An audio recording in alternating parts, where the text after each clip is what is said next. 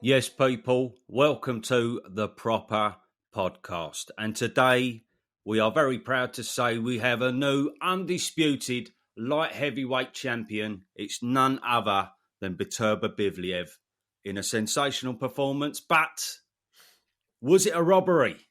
That seems to be the talking point at the minute. So we're going to go deep into that today. We've got a mini pod for you today. But join us on Wednesday for the full-length pod where we go bareback deep into it and absolutely rummage through the lot. But we're going to have a little natter on bits and pieces today. So we had Beterbiev versus Bivol at the top. And we'll have our say on that in a minute. Underneath that, we had Fraser Clark and Fabio Wardley. Prayers for Fraser. I hope he's all right, man. That didn't look like a nice injury last night. I do hope he's okay this morning, and it's no more than a sore head. Underneath that, we had Chris Eubank and Zerameta. Shock. Right. On top of that, we had Jack Massey and Opataya. Actually, I think them two were the other way around, but either way, Opataya, stunning from Opataya. Underneath that, Skye Nicolson, and then Ben Whitaker. Well, Ben Whitaker was trending last night, so make of that what you will. We'll have a little rummage on that today. He started off, well, not the normal Ben. He seemed a bit serious. He wanted the knockout. But then a couple of rounds in, he started to unravel a little bit, didn't he? He started to get on top of him, and all of a sudden, out of fucking nowhere, fucking hell. Yeah, so fucking hell. I mean, I was pissing my pants, I got to be honest. Then he got up and I looked at him, I thought, fucking hell, he's broke his back. But it wasn't a back injury, it was a leg injury. Anyway, let's start with Ben Whitaker. Why not? So what are we saying, boys? Kaya? Why'd you have to come to me first? No, mate, that's the person to come to. Right, so I've recently been trying to get on the Ben Whitaker train. I'm really trying because I know you two are kind of on the train. I've been off and on it. I saw your interview last night. Mate, he fell off everything last night. I saw your interview with him, Sonny. It was fucking brilliant. And he went back up in my estimation. I'm like, can't make my mind up on him, really. Like, he seems like a nice fella, then he don't, and then he does. First things first, when he comes out in that sort of Exorcist Omen type music, I'm thinking, all right, no acrobats, no fireworks, people flipping around. And this geezer means business. Just walks straight to the ring, gets in, thinking, all right, we're going to see the real Ben Whitaker here. And then the fight starts, wins the first couple of rounds. And then he just, I don't know what it is. I think maybe in his head, he thinks he's a banger, or maybe in his head, he thinks he can stand at mid-range and trade and show everyone he's got power. You just got to understand, like, as a fighter, you've got to understand the things you're good at and what you're not good at. He doesn't have power, ladies and gentlemen. He will never have power. Sitting at mid-range with someone as tough as him, suicide. And he lost the next couple of rounds. I had it 2-2. To be fair, before they went over the ropes, I'll talk about that in a second, I thought Ben was winning that round. So when it went to the judges' scorecard, I thought Ben Whitaker was going to win it 3-2. I thought one judge had it right. But then when they went over, I've watched the replay, right, several times from different angles. Now, the ring canvas, it's got a bit of bounce in it. It's not like he's landed on concrete or a brick wall or a fucking, sharp edges or anything like that. When he first landed, I was like, yeah, I'm like, all right, he's done his back. And then he starts breathing. There was no, like, reaching for his ankle, right? There was none of that straight away. And then he gets in, he's thinking, I'm fucked here. I am fucked. Sad it is, he just walked out the fight. He walked out the fight. I don't care. We try and keep it the truth on this podcast. He's walked out of the fight, made up some stuff about his ankle. Now, I'm not saying this because I know it. It just looks like it from where I'm sitting. So obviously I'm making all these judgments without really knowing. But what gave me the answer is he just couldn't get out of that stadium quick enough. Now, did someone cut his tongue out of his mouth? Did someone concuss him? Why weren't you able to speak to any of the press afterwards? Why did you have to be wheeled out in a wheelchair? And Liam Cameron sitting in the changing room doing interviews, but you had to go straight away because of your ankle. Does that mean you can't speak and tell everyone what happened if it's real? Jury's out, boys and girls. Something Jury's stinks, out. didn't it? Apparently the ropes were really loose, and in the Skye Nicolson fight, they said the ropes were really loose. So that was one of the reasons. But his foot didn't hit the floor. he hit the canvas and his legs dangled. So where could he have possibly have sprained his right ankle? On what? If he's legged it and hit the floor? Don't ask us. Fuck knows. Please explain it to me, gentlemen. I've seen people saying that Ben actually pulled him over. It was one of them, innit? Like, it's one of them when you're messing around with your mate and when the fall starts happening, it's impossible to stop the fall. Yeah. And then he flips over. Liam Cameron, obviously, he's fucked as well. He gets up. He wants to carry on. And Ben's thought, nah, if I carry on here, I'm getting knocked out. That's what's going to happen. Yeah? Am I right? Yeah, I mean, the wheelchair was a bit much, innit? Going out in a wheelchair. I thought in a minute he's going to get fucking helicoptered out of the stadium, boy. It was a bit much, their wheelchair. But, I mean, look, from when there's multiple points here. That from when they went down, right, I think it tells you something, the fact that Cameron's the first one that jumps up. Like, he knows, it's going in his favour now, the fight. Maybe he's getting up thinking, I'm onto something here.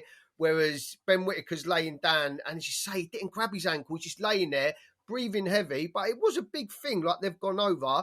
There's no way you can put this at the foot of Ben Whitaker going over those ropes. Liam Cameron, in my opinion, will be kicking himself today because what are you doing? Like, it felt like the ropes were a little bit low. I don't know. There must be a standard height on the ropes, but I mean, they're both, 6'2"? They're not like monsters, like, Anthony Joshua and Tyson Fury. How the fuck is that rope that low on Whitaker's back? And he's been able to go right over. Like, I can't believe I've never seen it that much. I feel I see it once with Dillian White, but I don't know.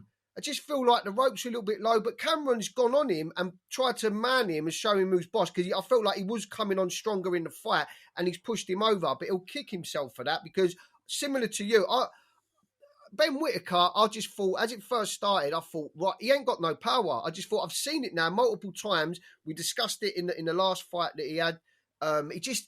He don't seem to have that power to keep the opponent honest, to get that respect. And when Cameron was just putting that high guard up, going back to the rings and just letting him sort of tee off, it was like a man against a boy in terms of not worried about your power, not worried about what angles you come. I can just keep that high guard, like a sparring session, let you unload, then come forward with stuff.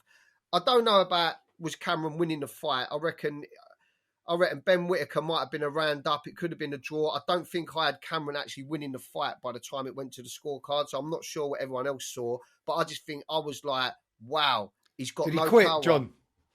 Yeah, I suppose. Yeah. That's the question, isn't it? That's the big question.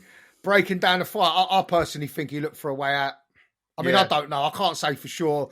Yeah, we can't say it for sure. Do you know how you'll know? It's very suspicious that he didn't do an interview afterwards. If your ankle was genuinely fucked and you can't put any weight on it, you are in the changing room pleading your innocence and telling people how your ankle's fucked and it's swollen up and you've got an ice pack on it. You don't just exit the stadium like fucking a bomb's about to go off, because a bomb was about to go off, metaphorically. Do you know what I mean? It was, it's not good, is it? What do you think, Sonny? I totally agree with you, John. I didn't think it was Ben's fault. I think that's a bit far-fetched that people think he pulled him over. Ben pulled Liam over. I think Liam tried to manhandle him, like you say, tried to bully him, but he just went too far with it. And I think all Liam's fault, and I do think it was a bit out of order, to be honest. But did he quit, Unk? Well, I just interviewed him the other day. He's a top fella, so it's hard to say. I'm joking. Can't say. Listen, I've got to be totally honest. My first thought was, I think you wanted a way out. Yeah. So can I just quickly say? To say it. I do think it was a little bit of a quitter. Yeah. If he would have carried on, sorry, John, I'll let you go in a minute. If he would have carried on, started the next round, right at the end of the round, he comes out and he's hobbling a bit, then just try it out like David A did against Tony Bellew when he fucking tore his fucking Achilles to shreds, lasted another 2 rounds and got stopped. Like, if you're in this type of fight, I mean, how much of the fight is in you, right? Or has it been beaten out of you already? Or do you know the writing's on the wall? You're using it to get out. Like, you could have carried on.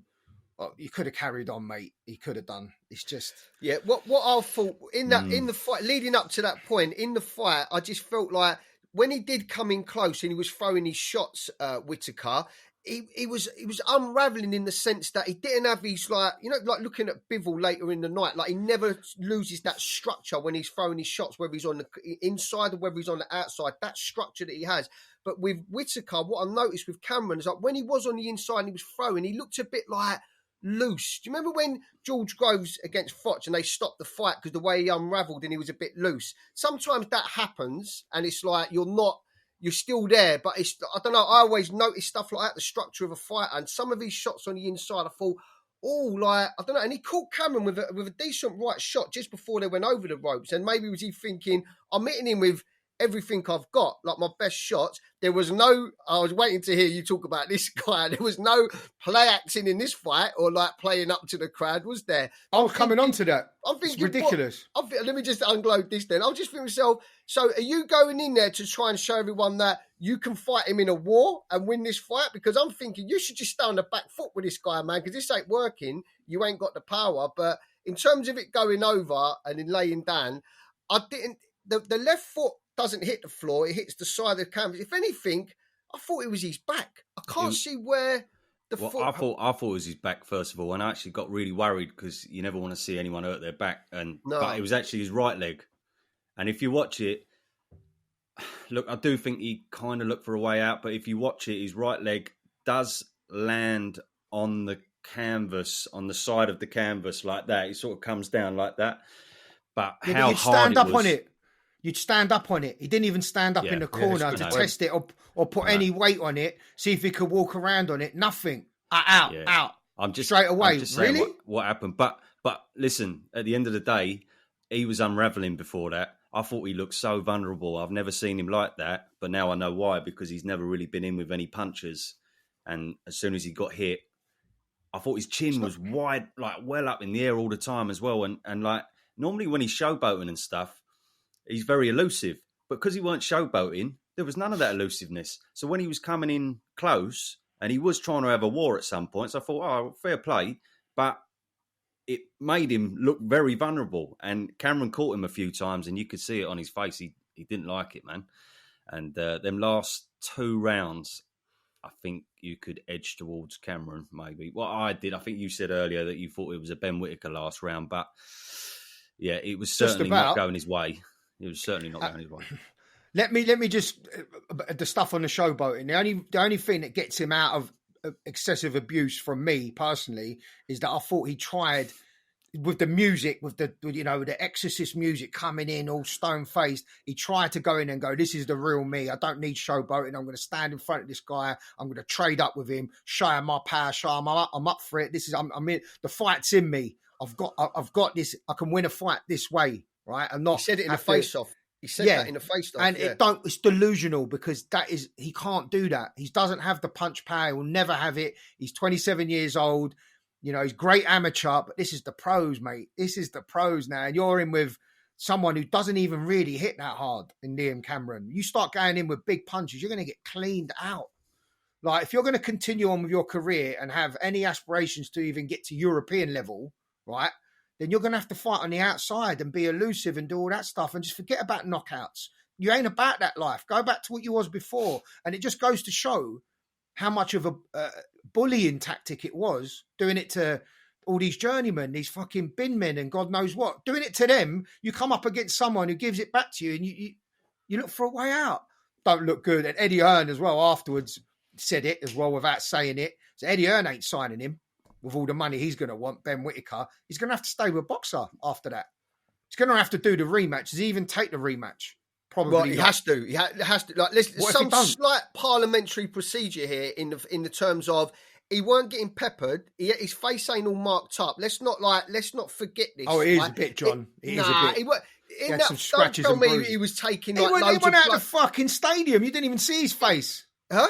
He was gone, mate, after 10 minutes. I see the fight, man. There's no, like, in the fight, I feel like it was a feeling from everyone as well, as in, he ain't doing as good as what you're thinking he can do here. So then come to the last couple of rounds, there was more of a feeling like he's starting to get on top here, but it weren't like he was getting on top, Cameron, as in he was proper, like, peppering Whitaker and his head bouncing around the ring. It weren't like that. It was like a close fight, and then you're thinking, the main thing I could see is that his power just had no effect whatsoever. The shots that was getting through had no effect, and the ability for Cameron to just put that high guard and say, hit me with what you want.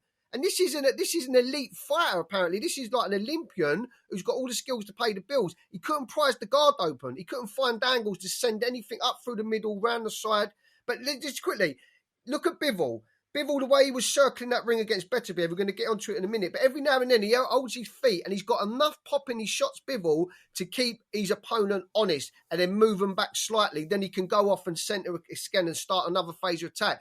Ben Whitaker, there was just not enough power in the shots. Not enough. That's the ultimate problem, isn't it? It is the power. And if you're struggling at this level, you got to get a fucking forget world level, innit? It's not looking good for the future. I've got to be honest, it really ain't. It's a bit of a sour just got to say it. stoppage to the old. It's a bit of a sour stoppage to the old Ben train. So he needs something big time to redeem himself in the next fight. But I think Liam Cameron could end up being better in the next fight because he knows exactly what he's going in there with now. But, no respect for his power. But yeah, I mean, look, at the moment, he's a hype job. At the moment, that might change if he comes back and schools him in a rematch, but I don't even know if he takes that rematch. He's going to have to come out and explain his ankle before he even takes the next fight. He's got to take the rematch. He can't avoid the rematch, yeah. Well, we don't know. Well, it reeks of Josh Kelly, doesn't it? It reeks of a bit of a Josh Kelly career. When Josh Kelly burst on the scene, he was moved well fast. Everyone was screaming and shouting about him. But let me just quickly say this, because we've got to do it. Big up Liam Cameron. The fucking life that guy's had. We said it on the pod. You know, he won a Commonwealth title, then he got done for taking cocaine. He had to miss 4 years of his career. That ain't like a performance-enhancing drug. Because it was in competition, he got a 4-year ban, where when Tyson Fury got caught by VAR or whatever taking cocaine, it was out of competition, so he got no ban. And then obviously, he lost his daughter she was 21 years of age. I think it was a road traffic accident, lost his daughter. I think he's been in prison for a couple of years. This is what this fucking sport's all about. He's come out, he had a split decision against Lyndon Arthur, fucking brilliant fight, and he's just gone in there. He was on his way to another epic fight against Ben Whitaker. He's derailed the Ben Whitaker train. So big up epic Liam Cameron. Win. A big up Liam Cameron. Epic win. He would have won that fight. He would have won that fight. He would have stopped Ben Whitaker. I'm telling you now. That was going that way. I think everyone watching it would agree with me. Do you know what? After a few rounds, I looked at Ben. I thought, you're knackered. Yeah. Fucked. Shattered. Fucked. Yeah. Because he's standing in the pocket trading and he doesn't have the power, loading up on shots. His gas tank just went. But anyway, I think breathing heavy when his back was on the apron. He was breathing heavy, looking up, wasn't he, at the sky? Yeah. Saved himself for another day. Okay, well... Just like last thing, I spoke to my mate, and when he hit the deck, we'd done a couple of voice notes, and he goes, do you know what? I had the feeling as soon as they went over, Ben Whitaker won't get up. And I had that same feeling as well. I did as well. Before legs and stuff like that. Because it's the feeling... Fucked all our hackers. Fucked everyone's hacker as well. Fucking destroyed every one of them. I had 4 fucking blinders. They didn't get anywhere near in the end, funny enough, regardless of Ben. But still, I looked at them, I thought, they're spot on. And then first fight, out the window. Fucking Ben. He ain't getting interviewed again. Fucking. He won't be doing many interviews, I think, in the near future anyway. Okay, what should we do now? Just quickly, I thought Skye Nicolson was amazing, smiling at her opponent the whole fight. That is the best Skye Nicolson I've seen. She is a problem for even Amanda Serrano. She fights like that off the back foot. She looks silky. Some of the counter punching was brilliant, sharp. A little bit worrying for her in the first couple of rounds. I thought Raven Chapman was closing the distance well, but then she figured her out double lively. By round 3, it was just one-way traffic, wasn't it? Raven just didn't know what to do. I think unbelievable. Her feet are brilliant and unbelievable. Range control, timing, excellent fighter. Really, really good fighter. She's a problem for anyone. So yeah, big up Skye Nicolson. Moves on. Obviously we're not going to go into everything today. We're going to do a big bit on Beterbiev, but we'll leave Fraser Clark and Fabio Wardley for Wednesday. I mean, Fabio's sensational. I just have a little piece. Sensational, big things to come. You're the man, Fabio. You really are. Hope Fraser's okay. But one talking point, Eubank and Ben. Are you excited, or have we all just done our beans and no one gives a fuck anymore? I cared when they met in the hallway because that was real. in the hallway earlier on that day, and no, it was the day before when Eubank was cutting weight. That was real, but that in the ring. I mean, firstly, let's talk about Conor Ben's hairstyle. I mean, I know my hair's a bit he looked rough like a Mexican drug lord, didn't he? No, it's either that or he looked like a 1980s fucking porn star. He looked like he belonged in that film Christ. Desperado. Oh, yeah, mate, or Dust Till Dawn in it. What's his name? Banderas. No, it's the other geezer. I can't think of his name. Do you know what I thought? I thought, fucking hell, Connor, you've had 2 years to prepare your speech for this moment. And Chris Eubank said something to him and he went, oh. Yeah, I know. As soon as you did that, I went, you got, you muppet. Fucking cringing out my chair. I was terrible. And then it was the most cringy moment. Yeah. What is Neymar doing there for a start as well? 225. What is Neymar doing in the middle? 225 million Instagram followers. That's what he's doing there. Oh, really? Madness. Oh, probably right. Yeah.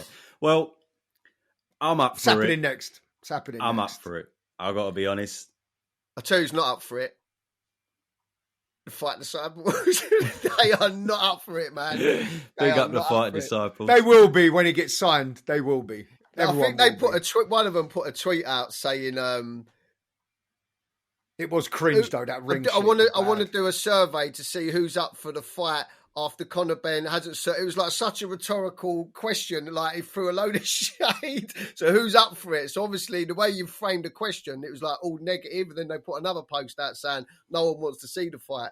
But yeah, so I mean, everyone wants to see it. Yeah, we'll all still watch it. Nobody knows what sort of Conor Ben we're going to get these days. And Chris Eubank, I thought he looked good. He looked good. I thought he looked good. Punch variation. I thought, yeah, I know, but Zerometa's Golovkin and Mungiri's only 2 losses. No.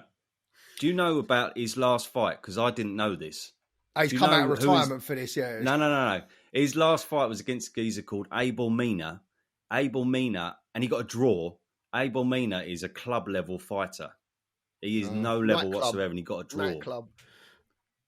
So that ain't a good look. Anyway, Zerometa shouldn't have been in the ring anyway. Brave as he fuck, should not though. have been there. Yeah, good, yeah, fair play to him, but he was never going to win in a million years. Anyway, yeah, I'm up for it. I think, big up the Fight Disciples. I dipped in and out of some watch-alongs last night. I did enjoy Nick Peets for a little bit, and big up True Geordie as well on DAZN. That was pretty pucker. We all watched bits and pieces of that. That was quality. Fun. Really good fun. So, all right, shall we do the main event? Go for it.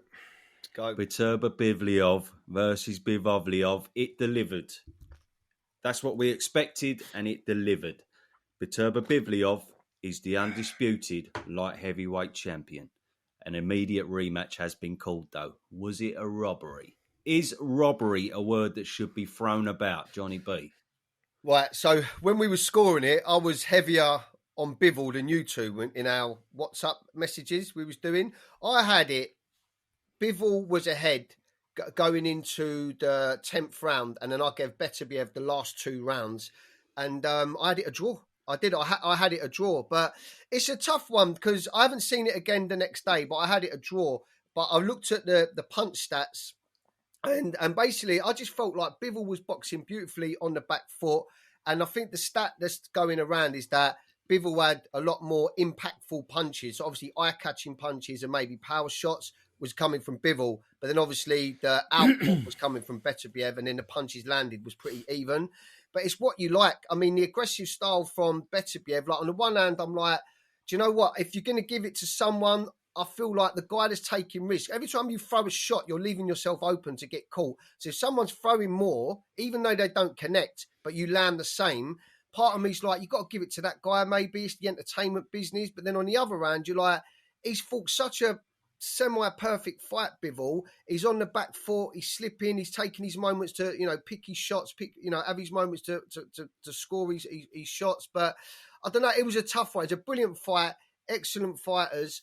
Robbery, I don't know. I thought it was probably a draw, but I'd have to go and watch it again. But a razor close fight, and I can see how there's a few people annoyed. But I mean, Turkey Had a Shake has come out now. Eddie Hearn's in pieces. Can't win a fight, can he, the fucker? I know. He's fucking got nobody left, mate. It's game over, isn't it, for him at the minute? Yeah. insolvent room. I've got to be right. I've got to be totally honest, and I think I'm in a very small minority. I thought Beterbiev won. I just did, but maybe I'm biased because I've got that sort of. I've always loved that aggression in fighters, and I don't like fighters who slip around the ring. Like you mentioned Skye Nicolson earlier and gave a massive praise, Kai. It was a sensational performance, but for me, I just don't like seeing that. I need someone to come forward a little bit, and I need a bit of aggression in there, and I need someone to try and win the fight. And I had to give Beterbiev the last 3 rounds. He definitely got the last 2 rounds, definitely, in my eyes. And for me, that was someone trying to win the fight. And Bivol looked like he was trying to survive them last 3 rounds to me. And before that, very even. But I think after 4 rounds, I had 3-1 Beterbiev. Nah, subjective. Make it out what you will, man. Kyle, you did as well, didn't you? Yeah. So I had the same 3-1 Beterbiev. I've gone back and watched the whole fight from start to finish. I had a couple of beers last night. It's a bit ropey, but I wanted to watch it again because I didn't want to come to one of these post-fight things and not watch it again. We're trying to say what? Because we ain't. Well, you ain't watched it again. I watched it again. God. Right. Beterbiev won the fight. Beterbiev won the fight. I don't care what anybody tells me. Oh, this Bivol won the fight. Look, go back to the punch stats. We're going to break the fight down in a minute, but the punch stats, there's a jury's out on whoever's tap-in punches landed as well. A lot of Bivol's punches were gloves and arms, mate. They looked flashy, and off, but guard was up like that from Beterbiev. Barely anything went through. There was a few times in the mid-rounds when he caught him flush, but it made zero effect on him. Zero. Didn't have him going back once in the whole fight. And that's what this is about. All right, it's point scoring, but a lot of Beterbiev punches as well. They were hitting gloves and arms, but Beterbiev was he was tapping, coming round the side of the guard and hitting Bivol a lot on the side of the head. So I personally think, right, after the start where Bivol probably won, I gave it 3-1. You're right at the beginning. I watched it back. I gave the first 2 to Bivol, but even the first one was a swing round. But from round 4, he was just walking him down right to the end of the fight. Bivol was just going backwards. He looked hurt a few times. I wouldn't say he was buzzed, but he hurt him a few times and had him going backwards. There was not once where Bivol had gained the respect of Artur Beterbiev in the entire fight. As I say, the punches landed. There was a lot of gloves and arms by both fighters, but I think any telling shots were landed by Beterbiev. When the fight had finished, I had it the same as Gareth Davis. It pains me to say that, but he scored it 116, 112 as well. Spencer Oliver, ringside, scored it 116, 114. He obviously gave a couple of 10-10s. How can you have... What I'm confused about, Eddie Hearn, I know he's lost loads of fights, but how can you come out and go, it was a robbery? Never seen the like of it. That judge should never work again. 116, 112 is a disgrace. It's a disgrace. Thinking, it weren't 116, no, but do you know but do you know what sentence followed that? All right, I'd understand if you can give it one way, 7-5 to Beterbiev or 7-5 to Bivol, but 116, 112 is a disgrace. How does that even make sense? So what did you with score all them it swing then? rounds? So what did you? So you can have it 7-5, but you can't have it 8-4 with all them rounds that razor sharp. So what did you? That's how you score boxing. I scored it in the end. 115, 113 Beterbiev. When I rewatched it, I gave the first round to Bivol. I'll tell you, I gave round 1 and 2 to Bivol, 3, 4, 5, 6 to Beterbiev, 7, 8, 9 to Bivol, 10, 11, 12 to Beterbiev. Last 3. That's what I scored it. I was being generous. No, that's 7-5 in the end. Okay, right, yeah. But that's being generous because I originally gave the first round to Beterbiev because I thought he was walking him down. He was a bit more the aggressor.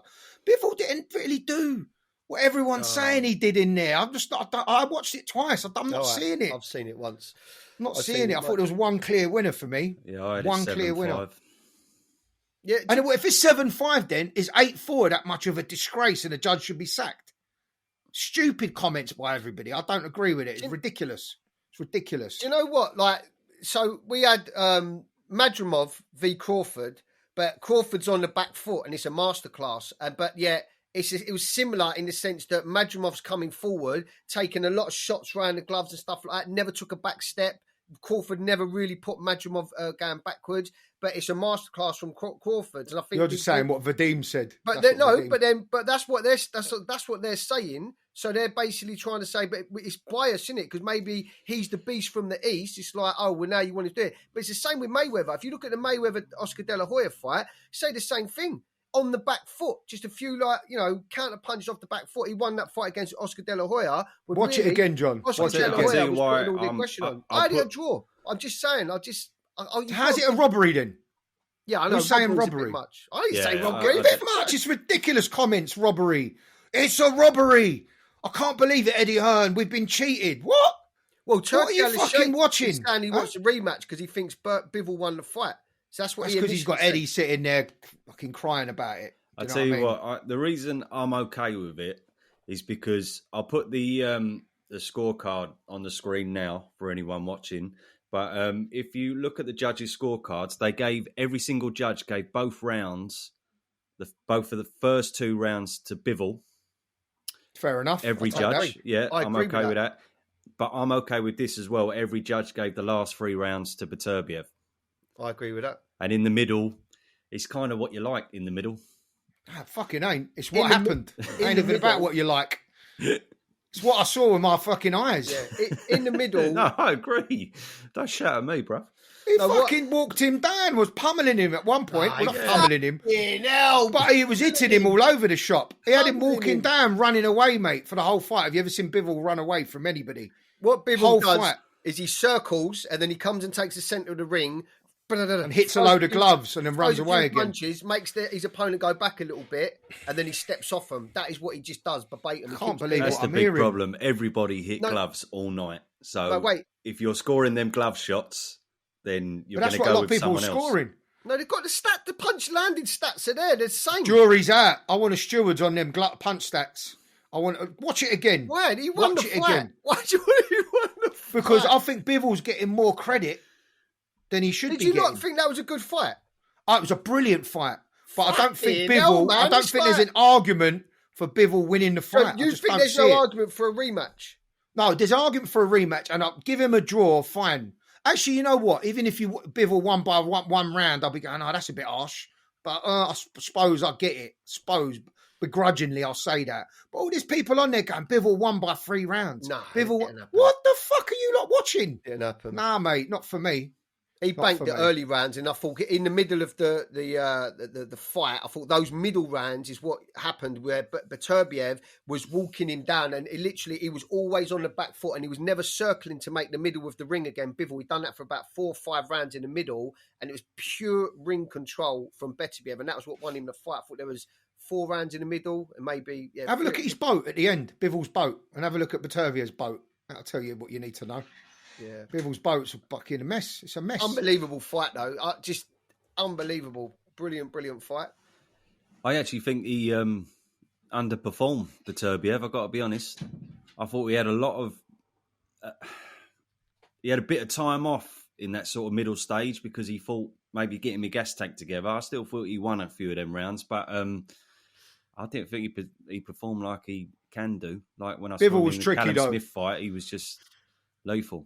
No, I know, but I just didn't feel like Beterbiev didn't have that full 100% aggression all the time. It was like he needed a few breaks and whatnot. Bivol was clever with his movement, though. It was clever. He was moving around, and just before Beterbiev was ready to set and throw shots, he'd take a little shift to the right or a little shift to the left. It was very hard for Beterbiev to set his feet, plant his feet and land shots. So there were times I was really impressed with Bivol's movement, but I just don't think the output was good enough by Bivol. There was times when he caught him, of course. He won rounds in there, but Eddie Hearn's coming out going, well, you only gave Bivol 4 rounds. That's a disgrace.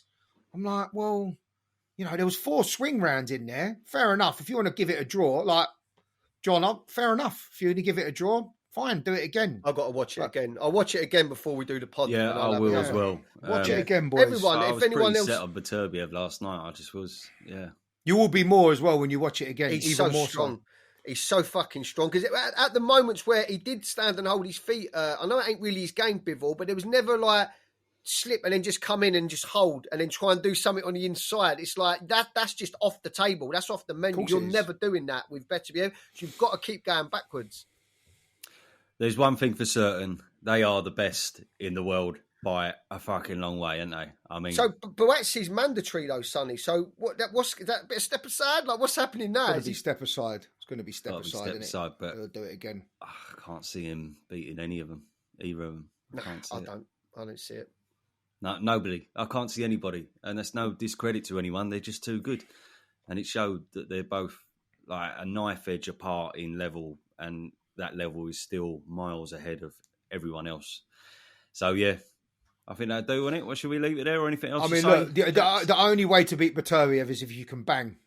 He's been with a couple of bangers. He's been on the floor, but if you hit as hard as Bivol.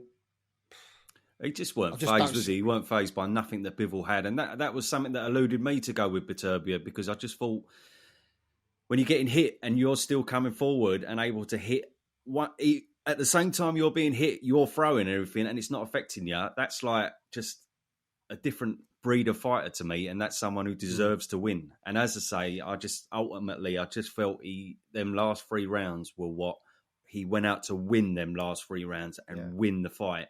And I didn't think Bivol done that. I thought Bivol was surviving. I just want to add this as well. Yeah. The commentary was unbelievably biased. Like, that is them. Like, Darren Barker's one of my favourite, but Darren was fucking so far up his Harris. It was unbelievable. Bivol's unbelievable. I've never known the like of it.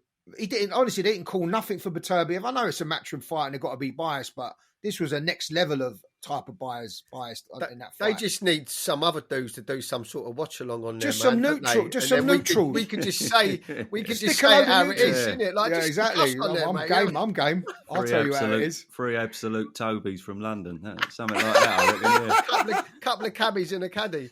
Yeah, I like that. A couple of cabbies in a caddy. But you know what? Look, I scored it a draw. I'll just quickly say, however you scored it, the part of me is like, you've got an edge towards that guy just throwing more and being aggressive. So you think Beterbiev won as well then?